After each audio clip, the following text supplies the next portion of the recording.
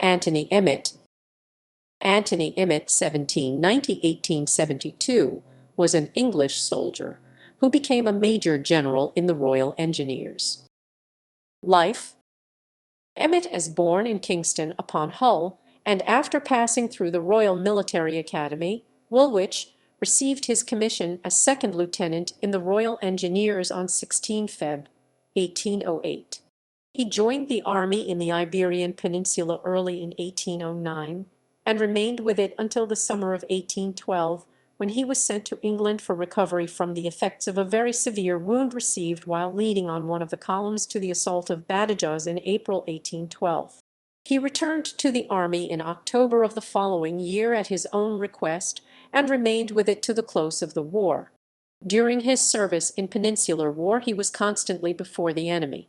First, in Abrantes and skirmishes near it while the French were in front of the lines of Lisbon; secondly, at both the sieges of Badajoz in 1811, at the cavalry affair of El Boden, and in the trenches before Ciudad Rodrigo; and thirdly, at the siege of Badajoz in 1812, when he led on the Portuguese column of the 4th Division to the assault of.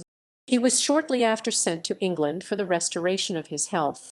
Prior to the siege he was occupied in improving the navigation of the upper Douro to facilitate the transfer of supplies for the operations in Badajoz.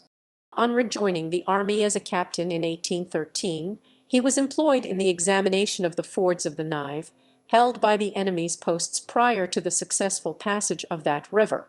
During the following campaign he was attached to the 2nd Division, and was present at the Battle of St. Pierre, near Bayonne, at the attack on the heights of Gare St.